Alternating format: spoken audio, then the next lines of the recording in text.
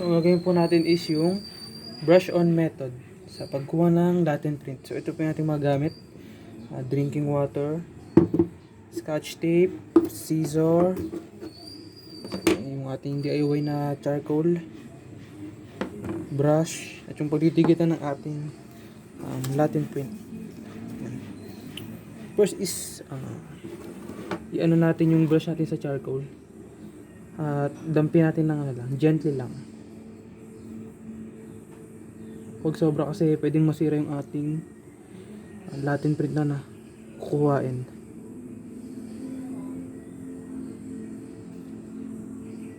Yan. So nakikita natin agad, no?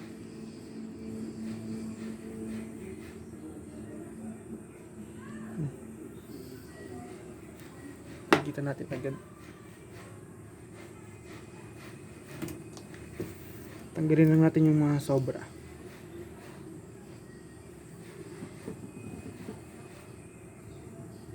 Dami pa lang nalagay ko. Huwag yung ganyan guys, dapat ano lang, saktuhan lang din.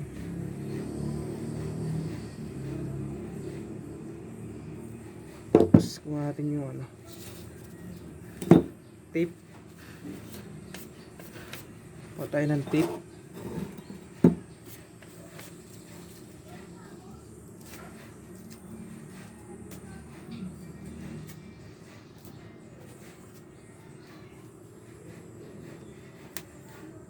Ang tape.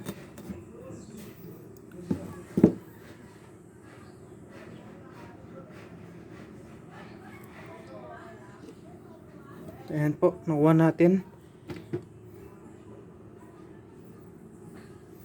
Nakuha natin siya ng ayos.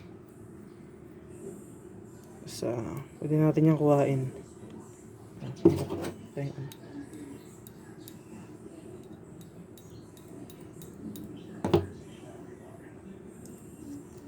Ito na guys.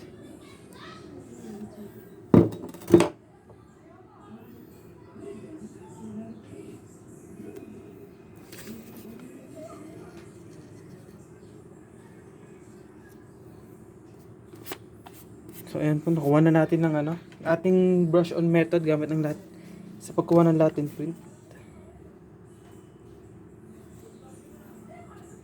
Yan na po.